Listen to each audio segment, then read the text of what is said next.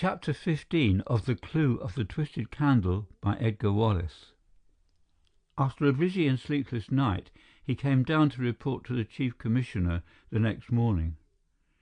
The evening newspaper bills were filled with the Chelsea sensation, but the information given was of a meagre character. Since Fisher had disappeared, many of the details which could have been secured by the enterprising pressman were missing.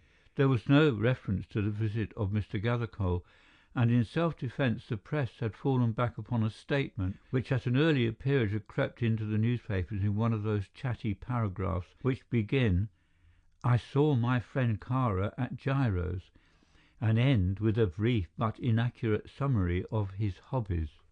The paragraph had been to the effect that Mr. Kara had been in fear of his life for some time, as a result of a blood feud which existed between himself and another Albanian family. Small wonder, therefore, the murder was everywhere referred to as the political crime of the century. "So far," reported T.X. to his superior, "I have been unable to trace either Gathercole or the valet. The only thing we know about Gathercole is that he sent his article to the Times with his card. The servants of his club are very vague as to his whereabouts. He is a very eccentric man, who only comes in occasionally, and the steward whom I interviewed says that it frequently happened that Gathercole arrived and departed without anybody being aware of the fact. We have been to his old lodgings in Lincoln's Inn, but apparently he sold up there before he went away to the wilds of Patagonia and relinquished his tenancy. The only clue I have is that a man answering to some extent to his description left by the 11 o'clock train for Paris last night." "You have seen the secretary, of course," said the chief. It was a question which T.X. had been dreading. "Gone too," he answered shortly. "In fact, she has not been seen since 5:30 yesterday evening." Sir George leant back in his chair and rumpled his thick grey hair. "The only person who seems to have remained," he said with heavy sarcasm, "was Kara himself.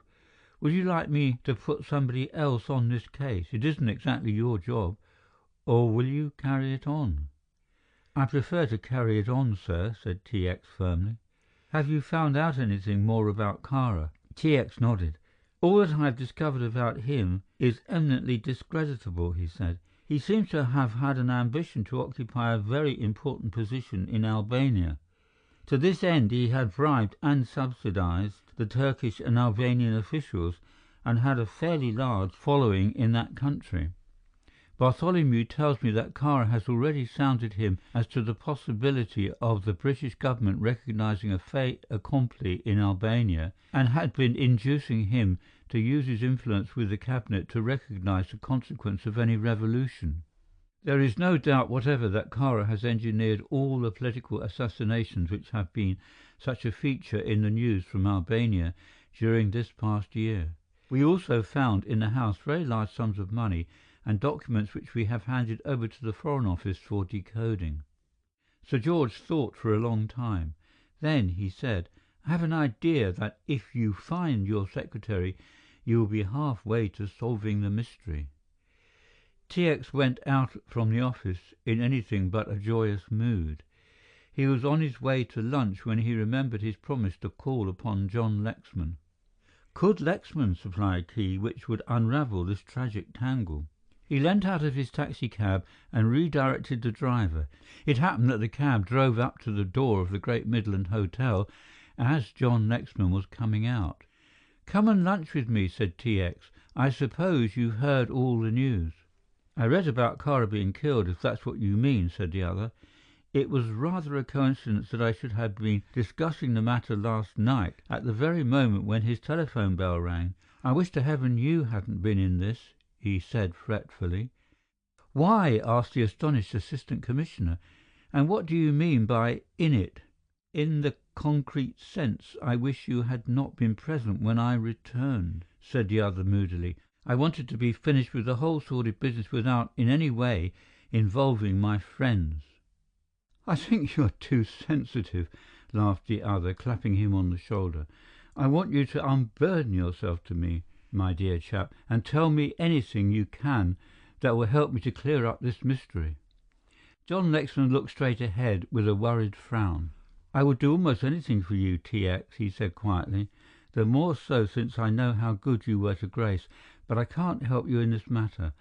I hated Kara living. I hate him dead," he cried, and there was a passion in his voice which was unmistakable. "He was the vilest thing that ever drew the breath of life. There was no villainy too despicable, no cruelty so horrid but that he gloried in it. If ever the devil were incarnate on earth, he took the shape and the form of Remington Kara.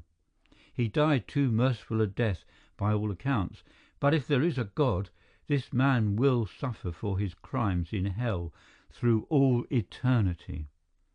T.X. looked at him in astonishment. The hate in the man's face took his breath away. Never before had he experienced or witnessed such a vehemence of loathing. "What did Kara do to you?" he demanded. The other looked out of the window. "I am sorry," he said in a milder tone. "That is my weakness. Some day I will tell you the whole story, but for the moment it were better that it were not told. I will tell you this." He turned round and faced the detective squarely. "Kara tortured and killed my wife." T.X. said no more. Halfway through lunch he returned indirectly to the subject. "Do you know Gathercole?" he asked. T.X. nodded. "I think you asked me that question once before, or perhaps it was somebody else. Yes, I know him, rather an eccentric man with an artificial arm." "That's the cove," said T.X. with a little sigh. "He's one of the few men I want to meet just now." "Why?" "Because he was apparently the last man to see Kara alive." John Lexman looked at the other with an impatient jerk of his shoulders. "You don't suspect Gathercole, do you?" he asked. "Hardly," said the other dryly. "In the first place, the man that committed this murder had two hands, and needed them both. Now, I only want to ask that gentleman the subject of his conversation. I also want to know who was in the room with Kara when Gathercole went in." Said John Lexman. "Even if I found who the third person was, I am still puzzled as to how they got out and fastened the heavy latch behind them. Now, in the old days, Lexman," he said good-humoredly, "you would have made a fine mystery story out of this. How would you have made your man escape?" Lexman thought for a while. "Have you examined the safe?" he asked. "Yes," said the other. "Was there much in it?" T.X. looked at him in astonishment. "Just the ordinary books and things. Why do you ask?" "Suppose there were two doors to that safe, one on the outside of the room and one on the inside. Would it be possible to pass through the safe and go down the wall?" "I have thought of that," said T.X. "Of course," said Lexman, leaning back and toying with a salt spoon. "In writing a story where one hasn't got to deal with the absolute possibilities, one could always have made Kara have a safe in that character in order to make his escape in the event of danger. He might keep a rope ladder stored inside, open the back door, throw out his ladder to a friend, and by some trick arrangement could detach the ladder and allow the door to swing to again." "A very ingenious idea," said T.X., "but unfortunately it doesn't work in this case. I have seen the makers of the safe, and there is nothing very eccentric about it except the fact that it is mounted as it is." "Can you offer another suggestion?" John Lexman thought again. "I will not suggest trapdoors, or secret panels, or anything so banal," he said, "nor mysterious springs in the wall which, when touched, reveal secret staircases." He smiled slightly. "In my early days, I must confess, I was rather keen on that sort of thing, but age has brought experience, and I have discovered the impossibility of bringing an architect to one's way of thinking, even in so commonplace a matter as the position of a scullery. It would be much more difficult to induce him to construct a house with double walls and secret chambers." T.X. waited patiently. "There is a possibility, of course," said Lexman slowly, "that the steel latch may have been raised by somebody outside by some ingenious magnetic arrangement and lowered in a similar manner." "I have thought about it," said T.X. triumphantly, "and I have made the most elaborate tests only this morning. It is quite impossible to raise the steel latch because once it is dropped it cannot be raised again except by means of the knob, the pulling of which releases the catch which holds the bar securely in its place. Try another one, John." John Lexman threw back his head in a noiseless laugh. "Why should I be helping you to discover the murderer of Kara is beyond my understanding," he said. "But I will give you another theory, at the same time warning you that I may be putting you off the track. For God knows I have more reason to murder Kara than any man in the world." He thought a while. "The chimney was of course impossible?" "There was a big fire burning in the grate," explained T.X., "so big indeed that the room was stifling." John Lexman nodded. "That was Kara's way," he said. "As a matter of fact, I know the suggestion about magnetism in the steel bar was impossible, because I was friendly with Kara when he had that bar put in, and pretty well know the mechanism, although I had forgotten it for the moment. What is your own theory, by the way?" T.X. pursed his lips. "My theory isn't very clearly formed," he said cautiously, "but so far as it goes, it is that Kara was lying on the bed, probably reading one of the books which were found by the bedside when his assailant suddenly came upon him. Kara seized the telephone to call for assistance and was promptly killed." Again there was silence. "That is a theory," said John Lexman, with his curious deliberation of speech. "But, as I say, I refuse to be definite. Have you found the weapon?" T.X. shook his head. "Were there any peculiar features about the room which astonished you and which you have not told me?" T.X. hesitated. "There were 2 candles," he said, "one in the middle of the room and one under the bed. That in the middle of the room was a small Christmas candle. The one under the bed was the ordinary candle of commerce, evidently roughly cut and probably cut in the room. We found traces of candle chips on the floor, and it is evident to me that the portion which was cut off was thrown into the fire, for here again we have a trace of grease." Lexman nodded. "Anything further?" he asked. "The smaller candle was twisted into a sort of corkscrew shape." "The Clue of the Twisted Candle," mused John Lexman. "That's a very good title. Kara hated candles." "Why?" Lexman leant back in his chair, selected a cigarette from a silver case. "In my wanderings," he said, "I have been to many strange places. I've been to the country which you probably do not know, and which the traveler who writes books about countries seldom visits. There are queer little villages perched on the spurs of the bleakest hills you ever saw. I have lived with communities which acknowledge no king and no government. These have their laws handed down to them from father to son. It is a nation without a written language. They administer their laws rigidly and drastically. The punishments they award are cruel, inhuman. I have seen the woman taken in adultery stoned to death, as in the best biblical traditions, and I have seen the thief blinded." T.X. shivered. "I have seen the false witness stand up in a barbaric marketplace whilst his tongue was torn from him. Sometimes the Turks or the piebald governments of the state sent down a few gendarmes and tried a sort of sporadic administration of the country. It usually ended in the representatives of the law lapsing into barbarism, or else disappearing from the face of the earth, with a whole community of murderers eager to testify, with singular unanimity, to the fact that he had either committed suicide or had gone off with the wife of one of the townsmen. In some of these communities, the candle plays a big part. It is not the candle of commerce as you know it, but a dip made from mutton fat. Strap 3 between the fingers of your hands and keep the hand rigid with 2 flat pieces of wood, then let the candles burn down lower and lower. Can you imagine? Or set a candle in a gunpowder trail and lead the trail to a well-oiled heap of shavings thoughtfully heaped about your naked feet. Or a candle fixed to the shaved head of a man. There are hundreds of variations, and the candle plays a part in all of them. I don't know which Kara had cause to hate the worst, but I know 1 or 2 that he has employed."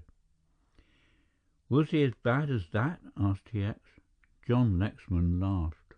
"You don't know how bad he was," he said. Towards the end of the luncheon, the waiter brought a note in to T.X. which had been sent on from his office. "Dear Mr. Meredith, in answer to your inquiry, I believe my daughter is in London, but I did not know it until this morning. My banker informs me that my daughter called at the bank this morning and drew a considerable sum of money from her private account, but where she has gone and what she is doing with the money I do not know. I need hardly tell you that I am very worried about this matter, and I should be glad if you could explain what it is all about.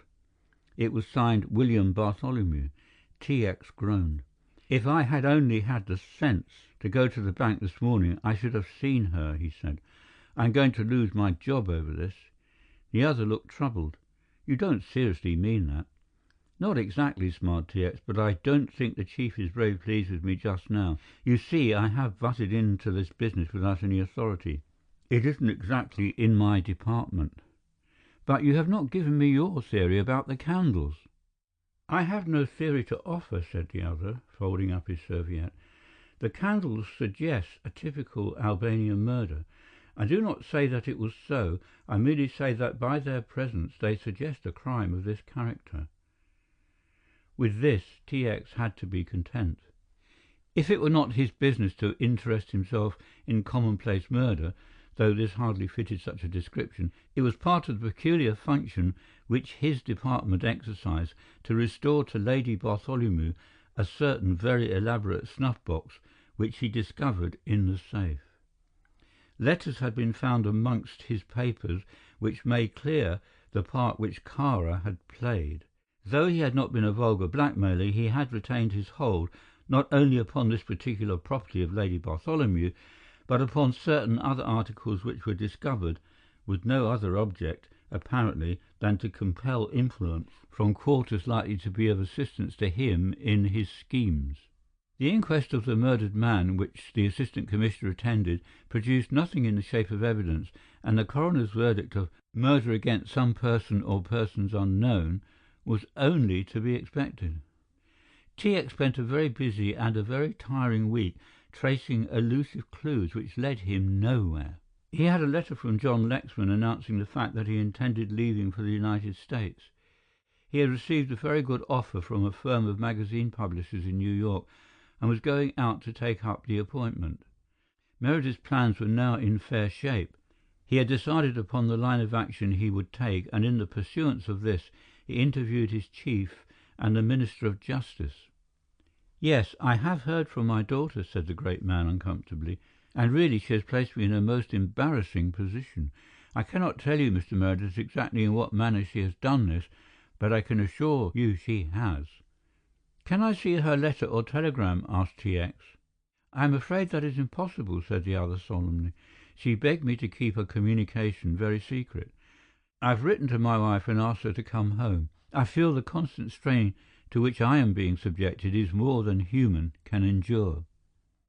"I suppose," said T.X. patiently, "it is impossible for you to tell me to what address you have replied." "To no address," answered the other, and corrected himself hurriedly. "That is to say, I only received the telegram, the message this morning, and there is no address to reply to." "I see," said T.X. That afternoon he instructed his secretary, "I want a copy of all the agony advertisements in tomorrow's papers and in the last editions of the evening papers. Have them ready for me tomorrow morning when I come." They were waiting for him when he reached the office at 9 o'clock the next day, and he went through them carefully. Presently he found the message he was seeking. "B.M. You place me awkward position. Very thoughtless. Have received package addressed to your mother, which have placed in mother's sitting room. Cannot understand why you want me to go away weekend and give servants holiday, but have done so. Shall require very full explanation. Matter gone far enough. Father." "This," said T.X. exultantly, as he read the advertisement, "is where I get busy." End of chapter 15. Chapter 16. February, as a rule, is not a month of fogs, but rather a month of tempestuous gales, of frosts and snowfalls. But the night of February the 17th was one of calm and mist.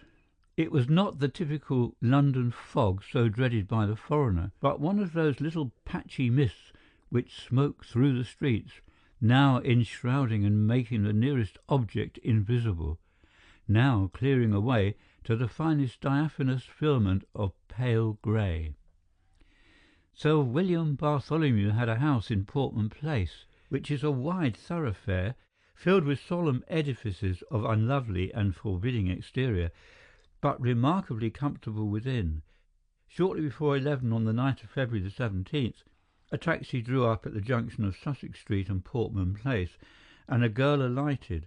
The fog at that moment was denser than usual, and she hesitated a moment before she left the shelter which the cab afforded. She gave the driver a few instructions and walked on with a firm step, turning abruptly and mounting the steps of number 173. Very quickly she inserted her key in the lock, pushed the door open and closed it behind her. She switched on the hall light. The house sounded hollow and deserted, a fact which afforded her considerable satisfaction. She turned the light out and found her way up the broad stairs to the first floor, paused for a moment to switch on another light, which she knew would not be observable from the street outside, and mounted the second flight. Miss Belinda Mary Bartholomew congratulated herself upon the success of her scheme, and the only doubt that was in her mind now was whether the boudoir had been locked. But her father was rather careless in such matters, and Jack the butler was one of those dear, silly old men who never locked anything, and, in consequence, faced every audit with a long face and a longer tail of the peculations of occasional servants. To her immense relief, the handle turned and the door opened to her touch. Somebody had had the sense to pull down the blinds, and the curtains were drawn. She switched on the light with a sigh of relief. Her mother's writing table was covered with unopened letters, but she brushed these aside in her search for the little parcel. It was not there, and her heart sank. Perhaps she had put it in one of the drawers. She tried them all without result. She stood by the desk, a picture of perplexity, biting a finger thoughtfully. "Thank goodness," she said with a jump, for she saw the parcel on the mantel-shelf, crossed the room and took it down. With eager hands she tore off the covering and came to the familiar leather case. Not until she had opened the padded lid and had seen the snuff-box reposing in a bed of cotton wool did she relapse into a long sigh of relief. "Thank heavens for that," she said aloud. "And me," said a voice. She sprang up and turned round with a look of terror. Mr. Meredith," she stammered. T.X. stood by the window curtains from whence he had made his dramatic entry upon the scene. "I say you have to thank me also, Miss Bartholomew," he said presently. "How do you know my name?" she asked with some curiosity. "I know everything in the world," he answered, and she smiled. Suddenly her face went serious and she demanded sharply, "Who sent you after me? Mr. Kara?" "Mr. Kara?" he repeated in wonder. "He threatened to send for the police," she went on rapidly, "and I told him he might do so. I don't mind the police. It was Kara I was afraid of. You know what I went for, my mother's property." She held the snuff-box in her outstretched hand. "He accused me of stealing it and was hateful, and then he put me downstairs in that awful cellar and—" "And?" suggested T.X. "That's all," she replied with tightened lips. "What are you going to do now?" "I am going to ask you a few questions, if I may," he said. "In the first place, you have not heard anything about Mr. Kara since you went away." She shook her head. "I have kept out of his way," she said grimly. "Have you seen the newspapers?" he asked. She nodded. "I have seen the advertisement column. I wired asking Papa to reply to my telegram." "I know, I saw it," he smiled. "That is what brought me here." "I was afraid it would," she said ruefully. "Father is awfully loquacious in print. He makes speeches, you know. All I wanted him to say was yes or no. What do you mean about the newspapers?" she went on. "Is anything wrong with Mother?" He shook his head. "So far as I know, Lady Bartholomew is in the best of health and is on her way home." "Then what do you mean by asking me about the newspapers?" she demanded. "Why should I see the newspapers? What is there for me to see?" "About Kara?" he suggested. She shook her head in bewilderment. "I know and want to know nothing about Kara. Why do you say this to me?" "Because," said T.X. slowly, "on the night you disappeared from Cadogan Square, Remington Kara was murdered." "Murdered!" she gasped. He nodded. "He was stabbed to the heart by some person or persons unknown." T.X. took his hand from his pocket and pulled something out which was wrapped in tissue paper. This he carefully removed, and the girl watched with fascinated gaze and with an awful sense of apprehension. Presently the object was revealed. It was a pair of scissors with the handle wrapped about with a small handkerchief dappled with brown stains. She took a step backward, raising her hands to her cheeks. "My scissors," she said huskily. "You won't think—" She stared up at him, fear and indignation struggling for mastery. "I don't think you committed the murder," he smiled, "if that's what you mean to ask me. But if anybody else found these scissors and had identified this handkerchief, you would have been in rather a fix, my young friend." She looked at the scissors and shuddered. "I did kill something," she said in a low voice. "An awful dog. I don't know how I did it, but the beastly thing jumped at me, and I just stabbed him and killed him. And I am glad." She nodded many times and repeated, "I am glad." "So I gather. I found the dog, and now perhaps you'll explain why I didn't find you." Again she hesitated, and he felt that she was hiding something from him. "I don't know why you didn't find me," she said. "I was there. How did you get out?"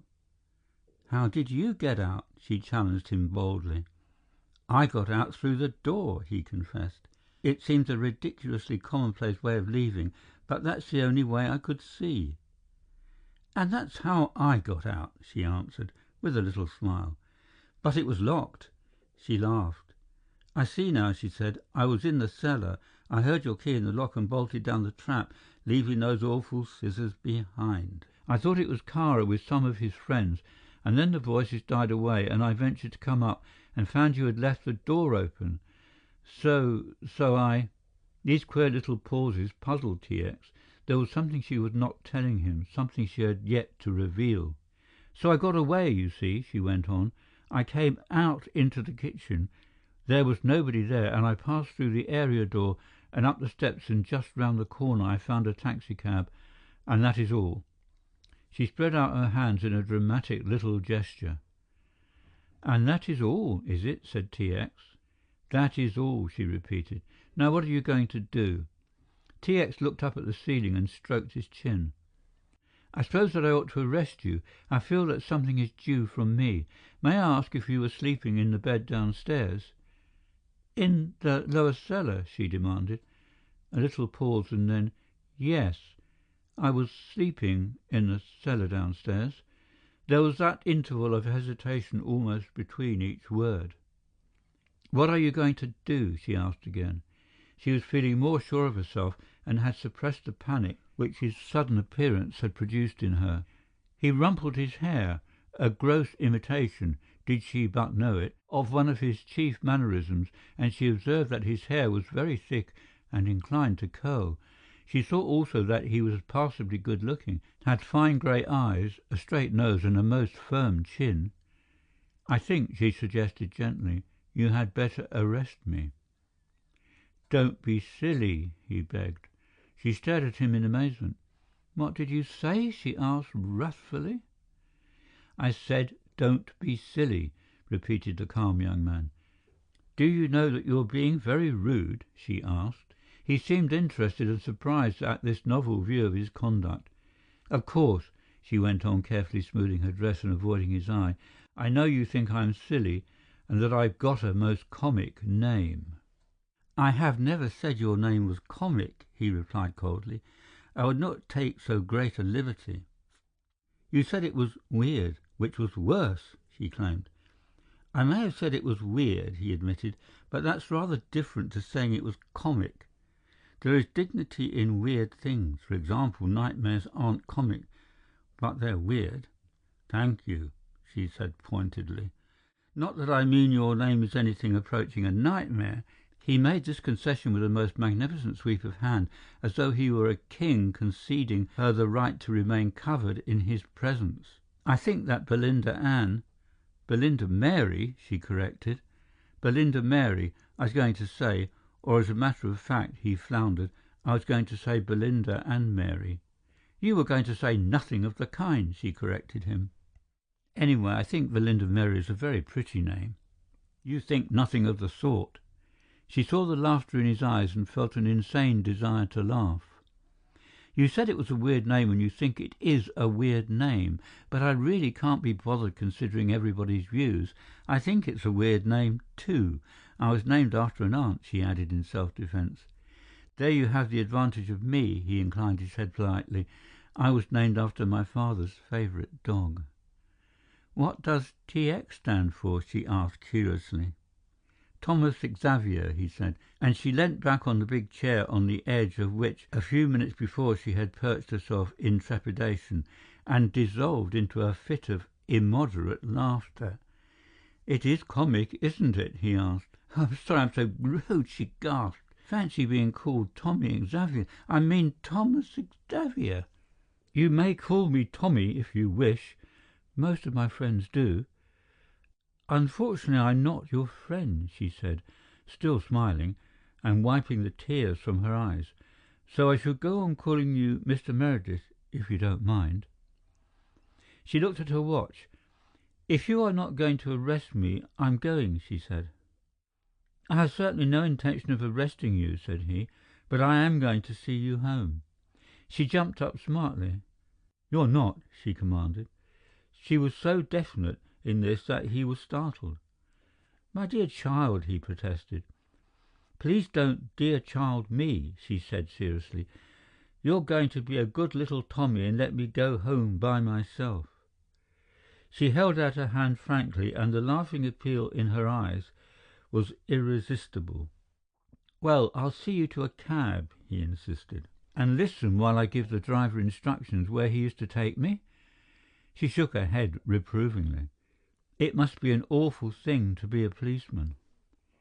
He stood back with folded arms, a stern frown on his face. "Don't you trust me?" he asked. "No," she replied. "Quite right," he approved. "Anyway, I'll see you to the cab, and you can tell the driver to go to Charing Cross Station, and on your way you can change your direction." "And you promise you won't follow me?" she asked. "On my honor," he swore. "On one condition, though." "I will make no conditions," she replied haughtily.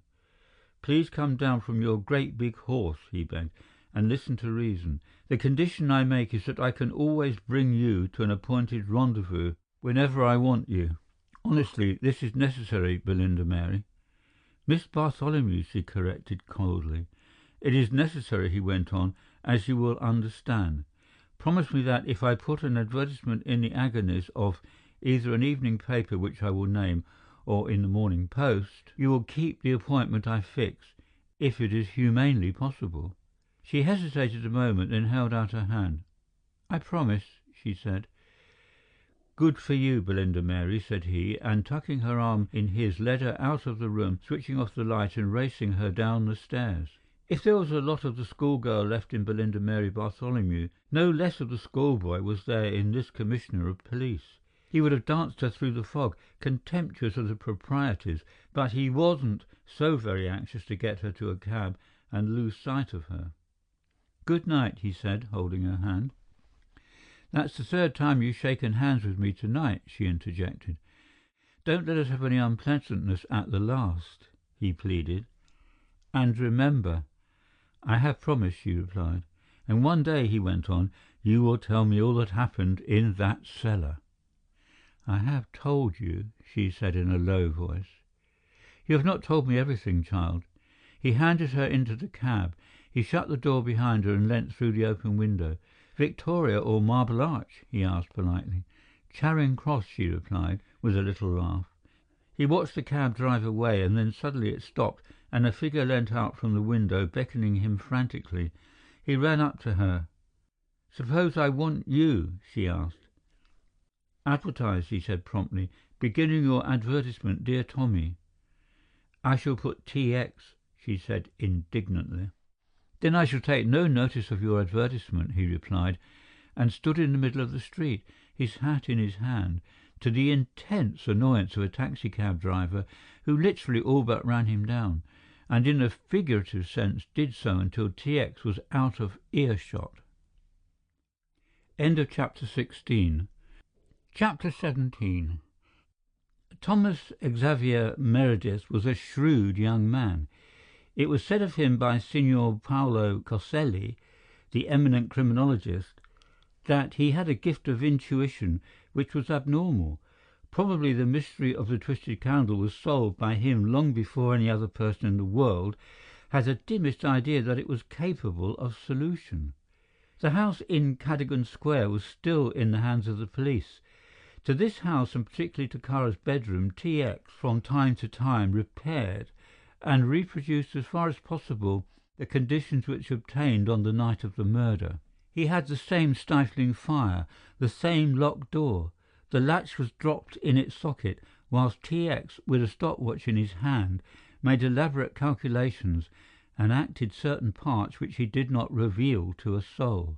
3 times, accompanied by Mansus, he went to the house, 3 times went to the death chamber, and was alone on one occasion for an hour and a half, whilst the patient Mansus waited outside. 3 times he emerged looking graver on each occasion, and after the 3rd visit he called into consultation John Lexman. Lexman had been spending some time in the country, having deferred his trip to the United States. "This case puzzles me more and more, John," said T.X., troubled out of his usual boisterous self, "and thank heaven it worries other people besides me.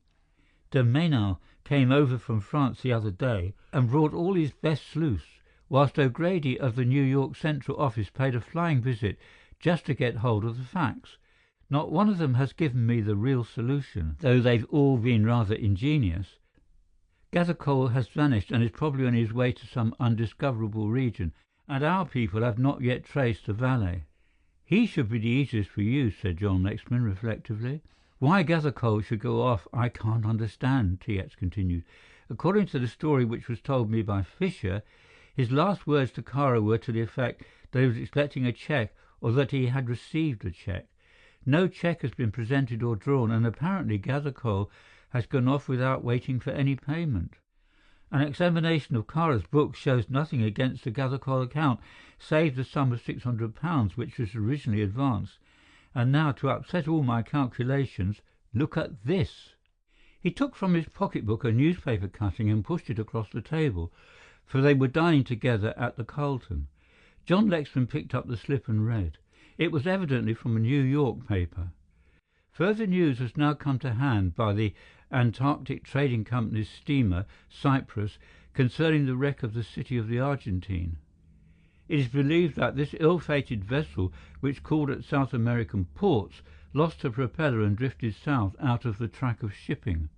This theory is now confirmed. Apparently the ship struck an iceberg on December the 23rd and foundered with all aboard, save a few men who were able to launch a boat and who were picked up by the Cyprus. The following is the passenger list." John Lexman ran down the list until he came upon the name, which was evidently underlined in ink by T.X. That name was George Gathercole, and after it in brackets, Explorer. If that were true, then Gathercole could not have come to London. "He may have taken another boat," said T.X., "and I cabled to the steamship company without any great success. Apparently Gathercole was an eccentric sort of man and lived in terror of being overcrowded. It was a habit of his to make provisional bookings by every available steamer. The company can tell me no more than that he had booked, but whether he shipped on the City of the Argentine or not, they do not know. I can tell you this about Gathercole," said John slowly and thoughtfully, "that he was a man who would not hurt a fly. He was incapable of killing any man, being constantly averse to taking life in any shape. For this reason he never made collections of butterflies or of bees, and I believe has never shot an animal in his life. He carried his principles to such an extent that he was a vegetarian. Poor old Gathercole," he said, with the first smile which T.X. had seen on his face since he came back. "If you want to sympathize with anybody," said T.X. gloomily, "sympathize with me." On the following day T.X. was summoned to the Home Office and went stilled for a most unholy row. The Home Secretary, a large and worthy gentleman, given to the making of speeches on every excuse, received him, however, with unusual kindness. "I have sent for you, Mr. Meredith," he said, "about this unfortunate Greek. I have had all his private papers looked into and translated, and in some cases decoded. because, as you are probably aware, his diaries and a great deal of his correspondence were in a code which called for the attention of experts. T.X. had not troubled himself greatly about Kara's papers, but had handed them over, in accordance with instructions, to the proper authorities. "Of course, Mr. Meredith," the Home Secretary went on, beaming across his big table, "we expect you to continue your search for the murderer, but I must confess that your prisoner, when you secure him, will have a very excellent case to put to a jury." "That I can well believe, sir," said T.X. "Seldom in my long career at the bar," began the Home Secretary in his best oratorical manner, "have I examined a record so utterly discreditable as that of the deceased man." Here he advanced a few instances which surprised even T.X. "The man was a lunatic," continued the Home Secretary, "a vicious, evil man who loved cruelty for cruelty's sake. We have in this diary alone sufficient evidence to convict him of 3 separate murders, one of which was committed in this country." T.X. looked his astonishment. "You will remember, Mr. Meredith, as I saw in one of your reports, that he had a chauffeur, a Greek named Peropulus." T.X. nodded. "He went to Greece on the day following the shooting of Vassalaro," he said. The Home Secretary shook his head. "He was killed on the same night," said the Minister, "and you will have no difficulty in finding what remains of his body in the disused house which Kara rented for his own purpose in the Portsmouth Road. That he has killed a number of people in Albania you may well suppose. Whole villages have been wiped out to provide him with a little excitement. The man was a Nero without any of Nero's amiable weaknesses. He was obsessed with the idea that he himself was in danger of assassination and saw an enemy even in his trusty servant. Undoubtedly the chauffeur, Peropulus, was in touch with several continental government circles. You understand," said the Minister in conclusion, "that I am telling you this not with the idea of expecting you to relax your efforts to find the murderer and clear up the mystery, but in order that you may know something of the possible motive for this man's murder." T.X. spent an hour going over the decoded diary and documents and left the Home Office a little shakily. It was inconceivable, incredible. Kara was a lunatic, but the directing genius was a devil. T.X. had a flat in Whitehall Gardens, and thither he repaired to change for dinner. He was half dressed when the evening paper arrived, and he glanced, as was his wont, first at the news page and then at the advertisement column. He looked down the column marked "Personal," without expecting to find anything of particular interest to himself, but saw that which made him drop the paper and fly round the room in a frenzy to complete his toilet. "Tommy X," ran the brief announcement. "Most urgent. Marble Arch 8. He had 5 minutes to get there, but it seemed like 5 hours. He was held up at almost every crossing, and though he might have used his authority to obtain right of way, it was a step which his curious sense of honesty prevented him taking. He leapt out of the cab before it stopped, thrust the fare into the driver's hands, and looked round for the girl. He saw her at last and walked quickly towards her. As he approached her, she turned about and with an almost imperceptible beckoning gesture walked away. He followed her along the Bayswater Road and gradually drew level. "I am afraid I have been watched," she said in a low voice. "Will you call a cab?"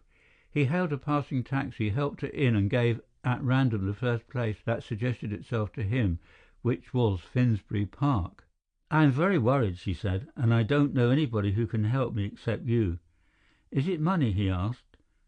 "Money?" she said scornfully. "Of course it isn't money. I want to show you a letter," she said after a while. She took it from her bag and gave it to him, and he struck a match and read it with difficulty. It was written in a studiously uneducated hand. "Dear Miss, I know who you are. You are wanted by the police, but I will not give you away. Dear Miss, I am very hard up, and £20 will be very useful to me, and I shall not trouble you again. Dear Miss, put your money on the window-sill of your room. I know you sleep on the ground floor, and I will come in and take it. And if not, well, I don't want to make any trouble. Yours truly, a friend." "When did you get this?" he asked. "This morning," she replied. "I sent the agony to the paper by telegram. I knew you would come." "Oh, you did you?" he said. Her assurance was very pleasing to him. The faith that her words implied gave him an odd little feeling of comfort and happiness. "I can easily get you out of this," he added. Give me your address, and when the gentleman comes—" "That is impossible," she replied hurriedly. "Please don't think I'm ungrateful, and don't think I'm being silly. You do think I'm being silly, don't you?" "I've never harboured such an unworthy thought," he said virtuously. "Yes, you have," she persisted. "But really I can't tell you where I'm living. I have a very special reason for not doing so. It's not myself that I'm thinking about, but there's a life involved." This was a somewhat dramatic statement to make, and she felt she had gone too far. "Perhaps I don't mean that," she said, "but there is someone I care for." She dropped her voice. "Oh," said T.X. blankly. He came down from his rosy heights into the shadow and darkness of a sunless valley. "Someone you care for," he repeated after a while. "Yes." There was another long silence, then, "Oh, indeed," said T.X. Again the unbroken interval of quiet, and after a while she said in a low voice, "Not that way." "Not what way?" asked T.X. huskily, his spirits doing a little mountaineering. "The way you mean," she said. "Oh," said T.X. He was back again amidst the rosy snows of dawn, was in fact climbing a dizzy escalier on the topmost height of Hope's Mont Blanc when she pulled the ladder from under him. "I shall of course never marry," she said with a certain prim decision. T.X. fell with a dull, sickening thud, discovering that his rosy snows were not unlike cold, hard ice in their lack of resilience. "Who said you would?" he asked somewhat feebly, but in self-defense. "You did," she said, and her audacity took his breath away. "Well, how am I to help you?" he asked after a while. "By giving me some advice," she said. "Do you think I ought to put the money there?" "Indeed I do not," said T.X., recovering some of his natural dominance. "Apart from the fact that you would be compounding a felony, you would merely be laying out trouble for yourself in the future. If he can get £20 so easily, he will come for £40. But why do you stay away? Why don't you return home? There's no charge and no breath of suspicion against you." "Because I have something to do which I have set my mind to," she said, with determination in her tones. "Surely you can trust me with your address," he urged her. "After all that has passed between us, Belinda Mary, after all the years we have known one another." "I shall get out and leave you," she said steadily. "But how the dickens am I going to help you?" he protested. "Don't swear." She could be very severe indeed. "The only way you can help me is by being kind and sympathetic." "Would you like me to burst into tears?" he asked sarcastically. "I ask you to do nothing more painful or repugnant to your natural feelings than to be a gentleman," she said. "Thank you very kindly," said T.X., and leant back in the cab with an air of supreme resignation. "I believe you are making faces in the dark," she accused him. "God forbid that I should do anything so low," said he hastily. "What made you think that?" "Because I was putting my tongue out at you," she admitted, and the taxi driver heard the shrieks of laughter in the cab behind him above the wheezing of his asthmatic engine. At 12 that night in a certain suburb of London an overcoated man moved stealthily through a garden. He felt his way carefully along the wall of the house and groped with hope, but with no great certainty, along the window-sill.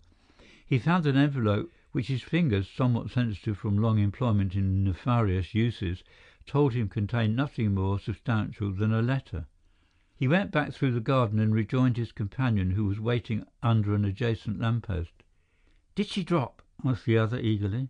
"I don't know yet," growled the man from the garden. He opened the envelope and read a few lines. "She hasn't got the money," he said, "but she's going to get it. I must meet her tomorrow afternoon at the corner of Oxford Street and Regent Street." "What time?" asked the other. 6 o'clock," said the first man. "The chap who takes the money must carry a copy of the Westminster Gazette in his hand." "Oh, then it's a plant," said the other with conviction. The other laughed. "She won't work any plants. I bet she's scared out of her life." The second man bit his nails and looked up and down the road apprehensively. "It's come to something," he said bitterly. "We went out to make our thousands, and we've come down to chanting for £20. "It's the luck," said the other philosophically, "and I haven't done with her by any means. Besides, we still got a chance of pulling off the big thing, Harry. I reckon she's good for 100 or two, anyway." At 6 o'clock on the following afternoon, a man dressed in a dark overcoat, with a soft felt hat pulled down over his eyes, stood nonchalantly by the curb near where the buses stopped at Regent Street, slapping his hand gently with a folded copy of the Westminster Gazette. That none should mistake his liberal reading, he stood as near as possible to a street lamp, and so arranged himself and his attitude that the minimum of light should fall upon his face, and the maximum upon that respectable organ of public opinion. Soon after 6 he saw the girl approaching out of the tail of his eye, and strolled off to meet her. To his surprise she passed him by, and he was turning to follow when an unfriendly hand gripped him by the arm. "Mr. Fisher, I believe," said a pleasant voice. "What do you mean?" said the man, struggling backwards. "Are you going quietly?" asked the pleasant Superintendent Mansus, "or shall I take my stick to you?" Mr. Fisher thought a while. "It's a cop," he confessed, and allowed himself to be hustled into the waiting cab. He made his appearance in T.X.'s office, and that urbane gentleman greeted him as a friend. "Oh, and how's Mr. Fisher?" he asked. "I suppose you are Mr. Fisher still, and not Mr. Harry Gilcott or Mr. George Porton." Fisher smiled his old deferential, deprecating smile. "You will always have your joke, sir. I suppose the young lady gave me away." "You gave yourself away, my poor Fisher," said T.X., and put a strip of paper before him. "You may disguise your hand, and in your extreme modesty pretend to an ignorance of the British language, which is not creditable to your many attainments. But what you must be awfully careful in doing in future, when you write such epistles," he said, "is to wash your hands." "Wash my hands?" repeated the puzzled Fisher. T.X. nodded. "You see, you left a little thumbprint, and we are rather whales on thumbprints at Scotland Yard, Fisher." "I see. What is the charge now, sir?" "I shall make no charge against you except the conventional one of being a convict under licence and failing to report." Fisher heaved a sigh. "That'll only mean 12 months. Are you going to charge me with this business?" He nodded to the paper. T.X. shook his head. "I bear you no ill will, although you tried to frighten Miss Bartholomew. Oh, yes, I know it is Miss Bartholomew, and have known all the time. The lady is there for a reason which is no business of yours or mine. I shall not charge you with the attempt to blackmail, and in reward for my leniency I hope you are going to tell me all you know about the Kara murder. You wouldn't like me to charge you with that, would you, by any chance?" Fisher drew a long breath. "No, sir, but if you did I could prove my innocence," he said earnestly. "I spent the whole of the evening in the kitchen." "Except a quarter of an hour," said T.X. The man nodded. "That's true, sir. I went out to see a pal of mine." "The man who is in this?" asked T.X. Fisher hesitated. "Yes, sir. He was with me in this, but there was nothing wrong about the business as far as we went. I don't mind admitting that I was planning a big thing. I'm not going to blow on it if it's going to get me into trouble, but if you'll promise me that it won't, I'll tell you the whole story." "Against whom was this coup of yours planned?" "Against Mr. Kara, sir," said Fisher. "Go on with your story," nodded T.X. The story was a short and commonplace one. Fisher had met a man who knew another man who was either a Turk or an Albanian. They had learnt that Kara was in the habit of keeping large sums of money in the house, and they had planned to rob him. That was the story in a nutshell. Somewhere the plan miscarried. It was when he came to the incidents that occurred on the night of the murder that T.X. followed him with the greatest interest. "The old gentleman came in," said Fisher, "and I saw him up to the room. I heard him coming out, and I went up and spoke to him while he was having a chat with Mr. Kara at the open door." "Did you hear Mr. Kara speak?" "I fancy I did, sir," said Fisher. "Anyway, the old gentleman was quite pleased with himself." "Why do you say old gentleman?" asked T.X. "He was not an old man." "Not exactly, sir," said Fisher, "but he had a sort of fussy, irritable way that old gentlemen sometimes have, and I somehow got it fixed in my mind that he was old. As a matter of fact, he was about 45. He may have been 50. You have told me all this before. Was there anything peculiar about him?" Fisher hesitated. "Nothing, sir, except the fact that one of his arms was a game one." "Meaning that it was?" "Meaning that it was an artificial one, sir, so far as I can make out." "Was it his right or his left arm that was game?" interrupted T.X. "His left arm, sir." "You're sure?" "I'd swear to it, sir." "Very well, go on." "He came downstairs and went out, and I never saw him again. When you came and the murder was discovered, and knowing as I did I had my own scheme on, and that one of your splits might pinch me, I got a bit rattled. I went downstairs to the hall, and the first thing I saw lying on the table was a letter. It was addressed to me." He paused and T.X. nodded. "Go on," he said again. "I couldn't understand how it came to be there, but as I'd been in the kitchen most of the evening except when I was seeing my pal outside to tell him the job was off for that night, it might have been there before you came. I opened the letter. There were only a few words on it, and I can tell you those few words made my heart jump up into my mouth and made me go cold all over." "What were they?" asked T.X. "I shall never forget them, sir. They're sort of permanently fixed in my brain," said the man earnestly.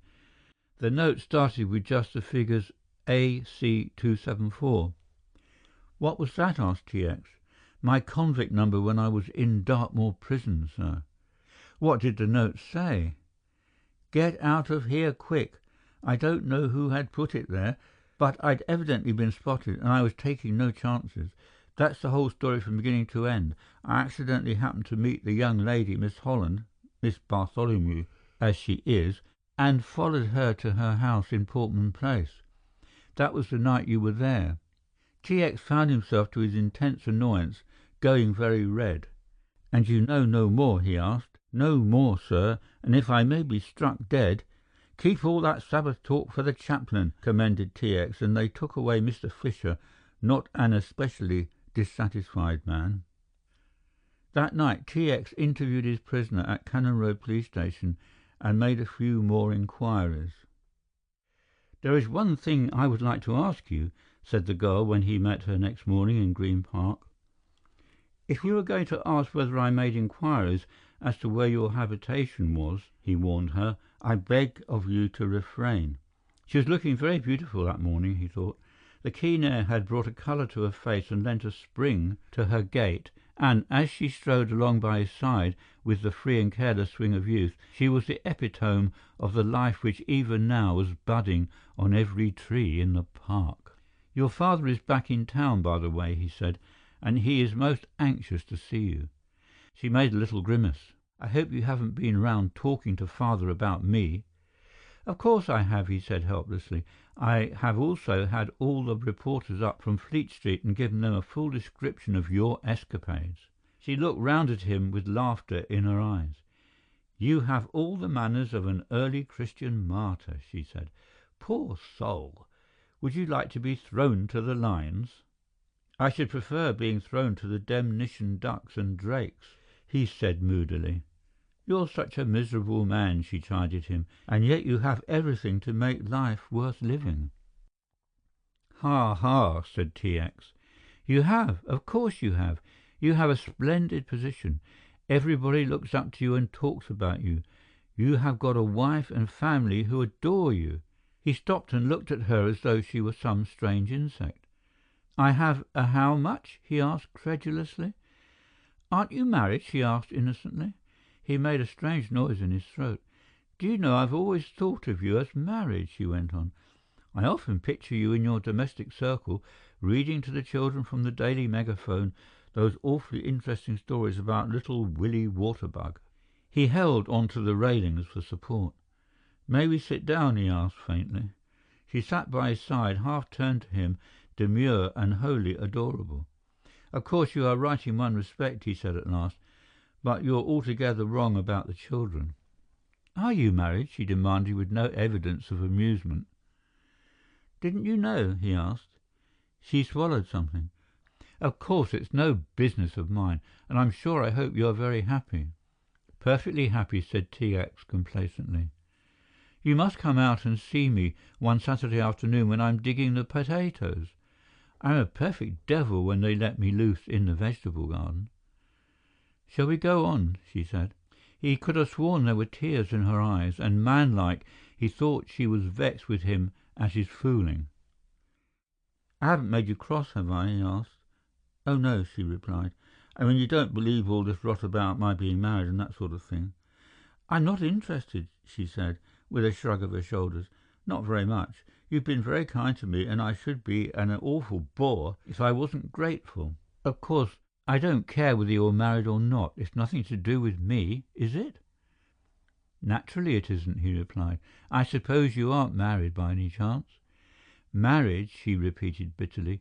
"Why, you will make my fourth." She had hardly got the words out of her mouth before she realized her terrible error. A second later she was in his arms and he was kissing her, to the scandal of one aged park keeper, one small and dirty-faced little boy, and a molting duck who seemed to sneer at the proceedings, which he watched through a yellow and malignant eye. "Belinda Mary," said T.X. at parting, "you have got to give up your little country establishment, wherever it may be, and come back to the discomforts of Portman Place." "Oh, I know you can't come back yet. That somebody is there, and I can pretty well guess who it is." "Who?" she challenged. "I rather fancy your mother has come back," he suggested. A look of scorn dawned into her pretty face. "Good Lord, Tommy," she said in disgust, "you don't think I should keep mother in the suburbs without her telling the world all about it?" "You're an undutiful little beggar," he said. They had reached the Horse Guards at Whitehall, and he was saying good-bye to her. "If it comes to a matter of duty," she answered, "perhaps you would do your duty and hold up the traffic for me and let me cross this road." "My dear girl," he protested, "hold up the traffic?" "Of course," she said indignantly. "You're a policeman." "Only when I'm in uniform," he said hastily, and piloted her across the road. It was a new man who returned to the gloomy office in Whitehall, a man with a heart that swelled and throbbed with the pride and joy of life's most precious possession. End of chapter 17. Chapter 18. T.X. sat at his desk, his chin in his hands, his mind remarkably busy. Grave as the matter was which he was considering, he rose with alacrity to meet the smiling girl who was ushered through the door by Mansus, preternaturally solemn and mysterious. She was radiant that day. Her eyes were sparkling with an unusual brightness. "I've got the most wonderful thing to tell you," she said, "and I can't tell you." "That's a very good beginning," said T.X., taking her muff from her hand. "Oh, but it's really wonderful," she cried eagerly. "More wonderful than anything you have ever heard about." "We are interested," said T.X. blandly. "No, no, you mustn't make fun," she begged. "I can't tell you now, but it is something that will make you simply—" She was at a loss for a smile. "Jump out of my skin?" suggested T.X. "I shall astonish you." She nodded her head solemnly. "I take a lot of astonishing, I warn you," he smiled. "To know you is to exhaust one's capacity for surprise." "That can be either very, very nice or very, very nasty," she said cautiously. "But accept it as being very, very nice," he laughed. "Now come, out with this tale of yours." She shook her head very vigorously. "I can't possibly tell you anything," she said. "Then why the dickens do you begin telling anything for?" he complained, not without reason. "Because I just want you to know that I do know something." "Oh, Lord," he groaned. "Of course you know everything. Belinda Mary, you're really the most wonderful child." He sat on the edge of her armchair and laid his hand on her shoulder.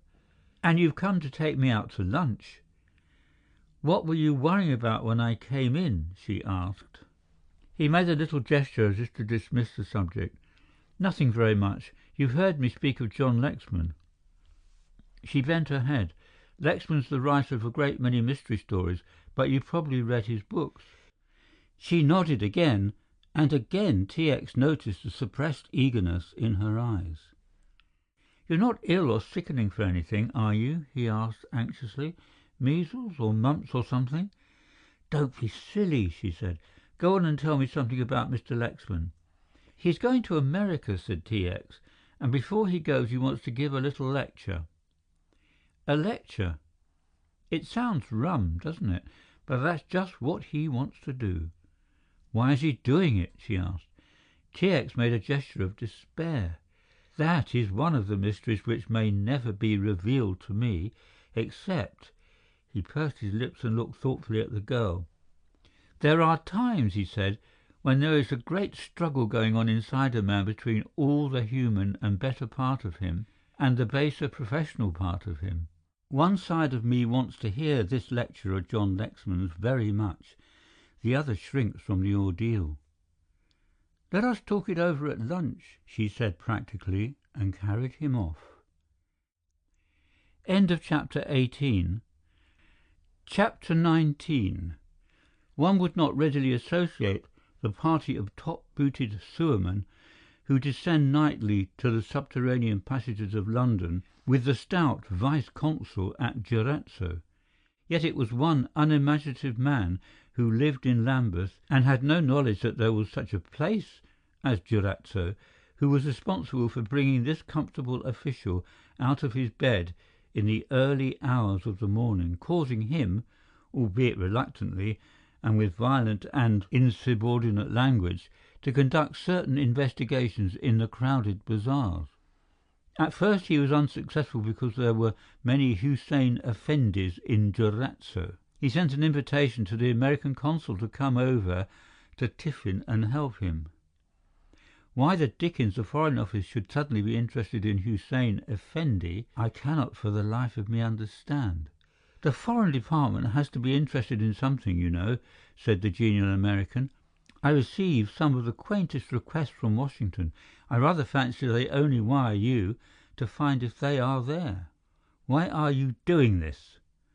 "I've seen Hakat Bey," said the English official. "I wonder what this fellow has been doing.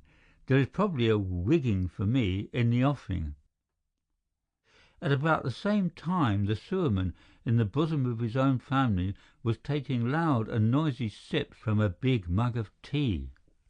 "Don't you be surprised," he said to his admiring better half, "if I have to go up to the Old Bailey to give evidence." "Lord, Joe!" she said with interest.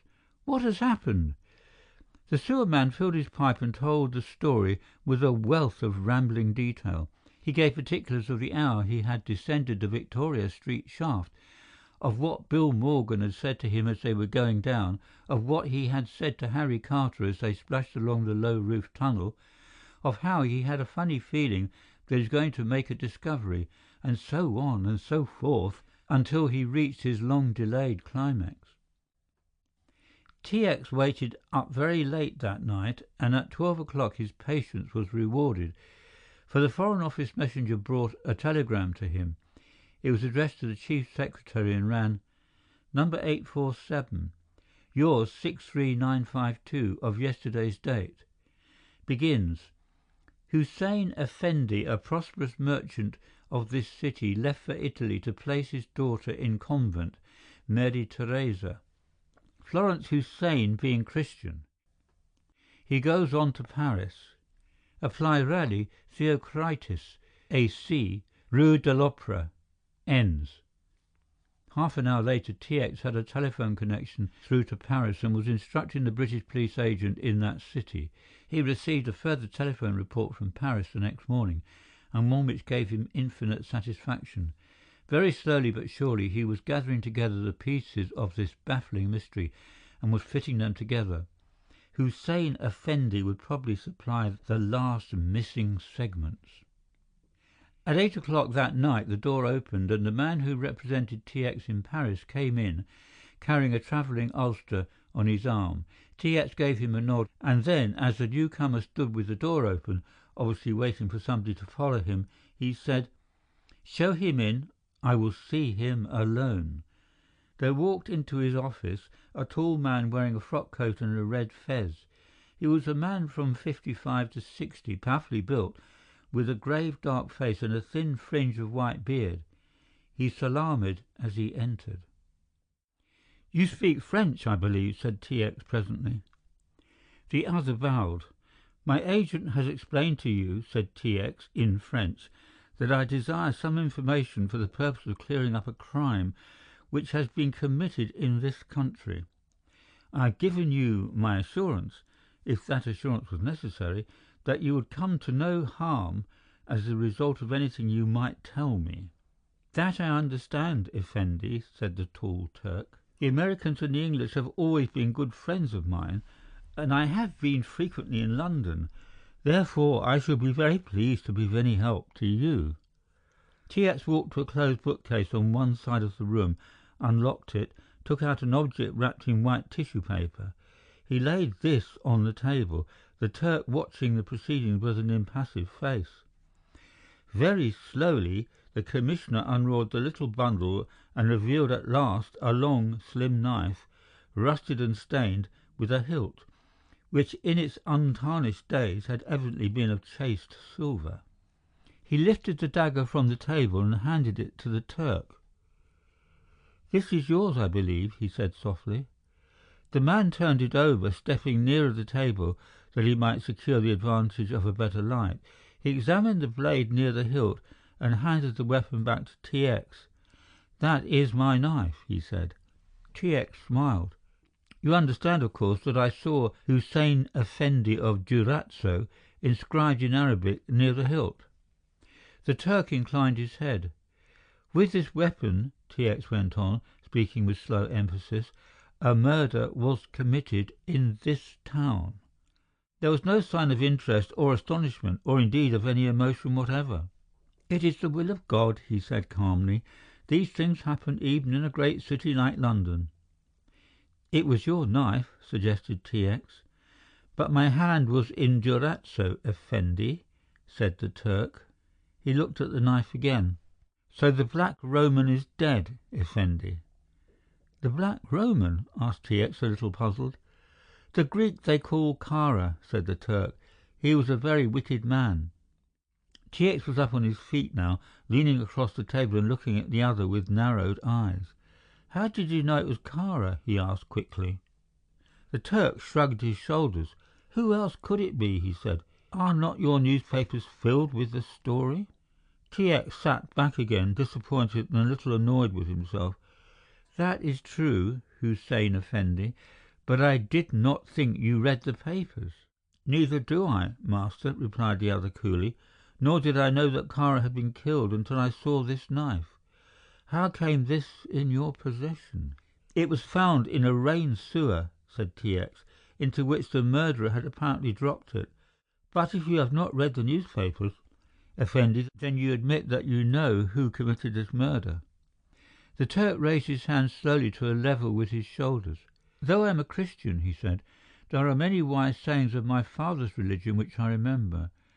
And one of these, Effendi, was, 'The wicked must die in the habitations of the just. By the weapons of the worthy shall the wicked perish.' Your Excellency, I am a worthy man, for never have I done a dishonest thing in my life.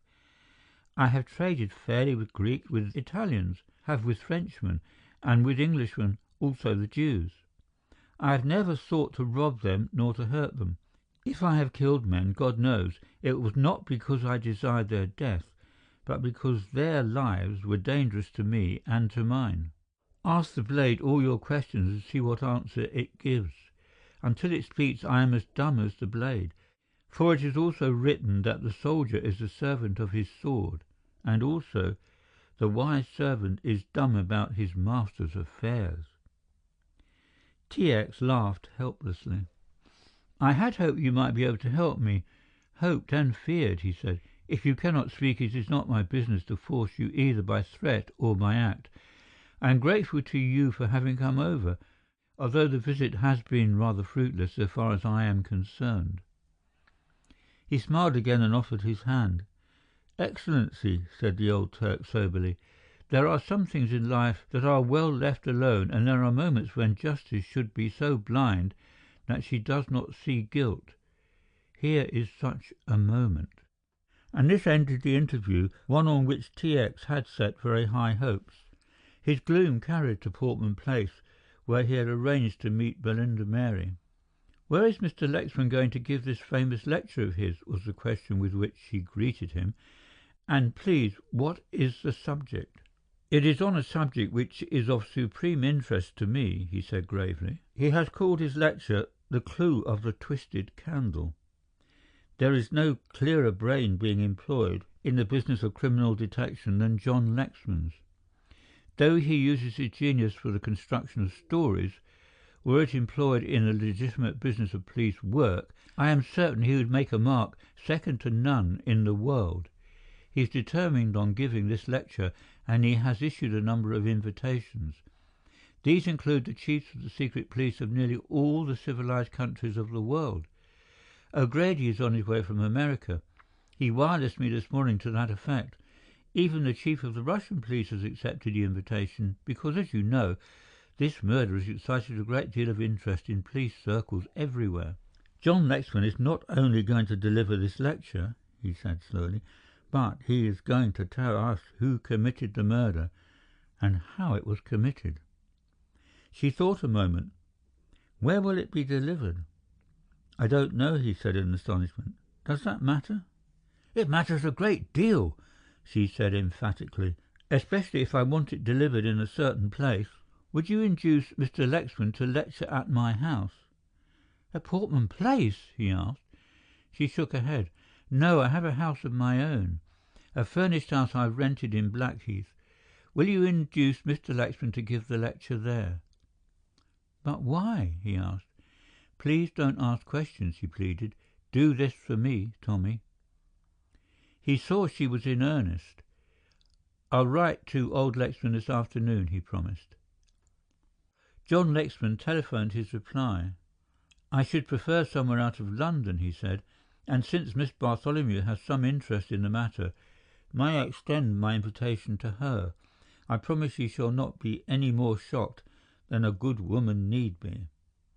And so it came about that the name of Belinda Mary Bartholomew was added to the selected list of police chiefs who were making for London at that moment to hear from the man who had guaranteed the solution of the story of Kara and his killing, the unravelment of the mystery which surrounded his death, and the significance of the twisted candles which at that moment were reposing in the Black Museum at Scotland Yard. End of chapter 19. Chapter 20. The room was a big one, and most of the furniture had been cleared out to admit the guests who had come from the ends of the earth to learn the story of the twisted candles and to test John Lexman's theory by their own.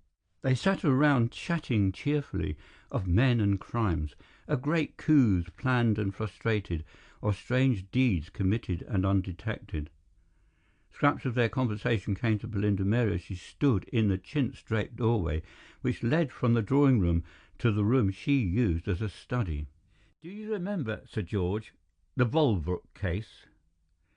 I took the man at Odessa. The curious thing was that I found no money on the body, only a small gold charm, set with a single emerald, so I knew it was the girl with the fur bonnet who had. Pino got away after putting 3 bullets into me, but I dragged myself to the window and shot him dead. It was a real good shot." They rose to meet her, and T.X. introduced her to the men. It was at that moment that John Lexman was announced. He looked tired, but returned the Commissioner's greeting with a cheerful mien. He knew all the men present by name, as they knew him. He had a few sheets of notes, which he laid on the little table which had been placed for him, and when the introductions were finished he went to this, and with scarcely any preliminary began. End of chapter 20. The narrative of John Lexman. I am, as you may all know, a writer of stories which depend for their success upon the creation and unravelment of criminological mysteries. The Chief Commissioner has been good enough to tell you that my stories were something more than a mere seeking after sensation, and that I endeavoured, in the course of those narratives, to propound obscure but possible situations, and, with the ingenuity that I could command, to offer to those problems a solution acceptable not only to the general reader, but to the police expert. Although I did not regard my earlier work with any great seriousness, and indeed only sought after exciting situations and incidents, I can see now, looking back, that underneath the work, which seemed at the time purposeless, there was something very much like a scheme of studies. You must forgive this egotism in me, because it is necessary that I should make my explanation, and you, who are in the main police officers of considerable experience and discernment, should appreciate the fact that, as I was able to get inside the minds of the fictitious criminals I portrayed, so am I now able to follow the mind of the man who committed this murder, or, if not to follow his mind, to recreate the psychology of the slayer of Remington Kara. In the possession of most of you are the vital facts concerning this man. You know the type of man he was. You have instances of his terrible ruthlessness. You know that he was a blot upon God's earth, a vicious, wicked ego, seeking the gratification of that strange bloodlust and pain-lust which is to be found in so few criminals. John Lexman went on to describe the killing of Vassalaro. "I know now how that occurred," he said. "I had received on the previous Christmas Eve, amongst other presents, a pistol from an unknown admirer. That unknown admirer was Kara, who had planned this murder some 3 months ahead. He it was who sent me the Browning, knowing as he did that I had never used such a weapon, and that therefore I would be chary about using it. I might have put the pistol away in a cupboard out of reach, and the whole of his carefully thought-out plan would have miscarried. But Kara was systematic in all things. 3 weeks after I received the weapon, a clumsy attempt was made to break into my house in the middle of the night. It struck me at the time it was clumsy, because the burglar made a tremendous amount of noise and disappeared soon after he began his attempt, doing no more damage than to break a window in my dining room. Naturally, my mind went to the possibility of a further attempt of this kind, as my house stood on the outskirts of the village, and it was only natural that I should take the pistol from one of my boxes and put it somewhere handy. To make doubly sure, Kara came down the next day and heard the full story of the outrage. He did not speak of pistols, but I remember now, though I did not remember at the time, that I mentioned the fact that I had a handy weapon. A fortnight later a second attempt was made to enter the house. I say an attempt, but again I do not believe that the intention was at all serious. The outrage was designed to keep that pistol of mine in a get-at-able place. And again Kara came down to see us on the day following the burglary, and again I must have told him, though I have no distinct recollection of the fact, of what had happened the previous night. It would have been unnatural if I had not mentioned the fact, as it was a matter which had formed a subject of discussion between myself, my wife, and the servants. Then came the threatening letter, with Kara providentially at hand. On the night of the murder, whilst Kara was still in my house, I went out to find his chauffeur. Kara remained a few minutes with my wife, and then, on some excuse, went into the library. There he loaded the pistol, placing one cartridge in the chamber, and trusting to luck that I did not pull the trigger until I had it pointed at my victim. Here he took his biggest chance, because before sending the weapon to me, he had had the spring of the Browning so eased that the slightest touch set it off, and, as you know, the pistol being automatic, the explosion of one cartridge, reloading and firing the next, and so on, it was probable that a chance touch would have brought this scheme to naught, probably me also. Of what happened on that night you are aware. He then went on to tell of his trial and conviction, and skimmed over the life he led until that morning on Dartmoor. Kara knew my innocence had been proved, and his hatred for me being his great obsession, since I had the thing he had wanted, but no longer wanted, Let that be understood. He saw the misery he had planned for me and my dear wife being brought to a sudden end. He had, by the way, already planned and carried his plan into execution, a system of tormenting her. You did not know, he turned to T.X., that scarcely a month passed, but some disreputable villain called at her flat with a story that he had been released from Portland or Wormwood Scrubs that morning, and that he had seen me. The story each messenger brought was one sufficient to break the heart of any but the bravest woman. It was a story of ill treatment by brutal officials, of my illness, of my madness, of everything calculated to harrow the feelings of a tender-hearted and faithful wife.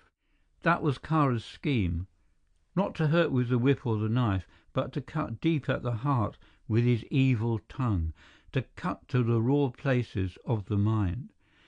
When he found that I was to be released, he may have guessed, or he may have discovered by some underhand method, that a pardon was about to be signed. He conceived his great plan. He had less than 2 days to execute it. Through one of his agents he discovered a warder who had been in some trouble with the authorities, a man who was avaricious and was even then on the brink of being discharged from the service for trafficking with prisoners. The bribe he offered this man was a heavy one, and the warder accepted. Kāra had purchased a new monoplane, and as you know, he was an excellent aviator. With this new machine he flew to Devon and arrived at dawn in one of the unfrequented parts of the moor. The story of my own escape needs no telling. My narrative really begins from the moment I put my foot upon the deck of the Empret. The first person I asked to see was, naturally, my wife. Kāra, however, insisted on my going to the cabin he had prepared and changing my clothes, and until then I did not realize I was still in my convict's garb. A clean change was waiting for me, and the luxury of soft shirts and well-fitting garments after the prison uniform I cannot describe. After I was dressed, I was taken by the Greek steward to the larger stateroom, and there I found my darling waiting for me. His voice sank almost to a whisper, and it was a minute or two before he had mastered his emotions. She had been suspicious of Kāra, but he had been very insistent. He had detailed the plans and shown her the monoplane, but even then she would not trust herself on board, and she had been waiting in a motorboat, moving parallel with the yacht, until she saw the landing and realized, as she thought, that Kāra was not playing her false. The motorboat had been hired by Kāra, and the 2 men inside were probably as well bribed as the warder. The joy of freedom can only be known to those who have suffered the horrors of restraint. That is a trite enough statement, but when one is describing elemental things, there is no room for subtlety. The voyage was a fairly eventless one. We saw very little of Kāra, who did not intrude himself upon us, and our main excitement lay in the apprehension that we should be held up by a British destroyer, or that when we reached Gibraltar we should be searched by the Brits' authorities. Kāra had foreseen that possibility and had taken in enough coal to last him for the run. We had a fairly stormy passage in the Mediterranean, but after that nothing happened until we arrived at Durazzo. We had to go ashore in disguise, because Kāra told us that the English consul might see us and make some trouble. We wore Turkish dresses, Grace heavily veiled, and I wearing a greasy old kaftan which, with my somewhat emaciated face and my unshaven appearance, passed me without comment. Kāra's home was and is about 18 miles from Durazzo. It is not on the main road, but it is reached by following one of the rocky mountain paths which wind and twist among the hills to the southeast of the town. The country is wild and mainly uncultivated. We had to pass through swamps and skirt huge lagoons as we mounted higher and higher from terrace to terrace and came to the roads which crossed the mountains. Kāra's palace, you could call it no less, is really built within sight of the sea. It is on the Acroceraunian Peninsula near Cape Linguetta. Hereabouts the country is more populated and better cultivated. we passed great slopes entirely covered with mulberry and olive trees, whilst in the valleys there were fields of maize and corn. The palazzo stands on a lofty plateau. It is approached by two paths which can be and have been well defended in the past against the Sultan's troops, or against the bands which have been raised by rival villages with the object of storming and plundering this stronghold. The Skipetars, a bloodthirsty crowd without pity or remorse, were faithful enough to their chief as Kāra was. He paid them so well that it was not profitable to rob him. Moreover, he kept their own turbulent elements fully occupied with the little raids which he or his agents organized from time to time. The palazzo was built rather in the Moorish than in the Turkish style. It was a sort of Eastern type to which was grafted an Italian architecture. A house of white-columned courts, of big paved yards, fountains and cool, dark rooms. When I passed through the gates, I realized for the first time something of Kāra's importance. There were a score of servants, all Eastern, perfectly trained, silent and obsequious. He led us to his own room. It was a big apartment with divans running round the wall, the most ornate French drawing-room suite, and an enormous Persian carpet, one of the finest of the kind that has ever been turned out of Shiraz. Here let me say that throughout the trip his attitude to me had been perfectly friendly, and towards Grace all that I could ask of my best friend, considerate and tactful. We had hardly reached his room before he said to me with that bonhomie which he had observed throughout the trip, "You would like to see your room?" I expressed a wish to that effect. He clapped his hands, and a big Albanian servant came through the curtained doorway, made the usual salam, and Kāra spoke to him a few words in a language which I presume was Turkish. "He will show you the way," said Kāra with his most genial smile. I followed the servant through the curtains, which had hardly fallen behind me. I was seized by 4 men, flung violently on the ground. A filthy tarbosh was thrust into my mouth, and before I knew what was happening, I was bound hand and foot. As I realized the gross treachery of the man, my first frantic thoughts were of Grace and her safety. I struggled with the strength of 3 men, but they were too many for me, and I was dragged along the passage. A door was opened, and I was flung into a bare room. I must have been lying on the floor for half an hour when they came for me, this time accompanied by a middle-aged man named Savolio, who was either an Italian or a Greek. He spoke English fairly well, and he made it clear to me that I had to behave myself. I was led back to the room from whence I had come, and found Kāra sitting in one of those big armchairs which he affected, smoking a cigarette. Confronting him, still in her Turkish dress, was poor Grace. She was not bound, I was pleased to see, but when on my entrance she rose and made as if to come towards me, she was unceremoniously thrown back by the guardian who stood at her side. "Mr. John Lexman," drawled Kāra, "you are at the beginning of a great disillusionment. I have a few things to tell you which will make you feel rather uncomfortable." It was then that I heard for the first time that my pardon had been signed and my innocence discovered. "Having taken a great deal of trouble to get you in prison," said Kāra, "it isn't likely that I'm going to allow all my plans to be undone, and my plan is to make you both extremely uncomfortable." He did not raise his voice, speaking still in the same conversational tone, suave and half amused. "I hate you for 2 things," he said, and ticked them off on his fingers. "The first is that you took the woman that I wanted. To a man of my temperament, that is an unpardonable crime. I have never wanted women either as friends or as amusement. I am one of the few people in the world who are self-sufficient. It happened that I wanted your wife, and she rejected me because apparently she preferred you." He looked at me quizzically. "You are thinking at this moment," he went on slowly, "that I want her now, and that it is part of my revenge that I shall put her straight in my harem. Nothing is farther from my desires or my thoughts.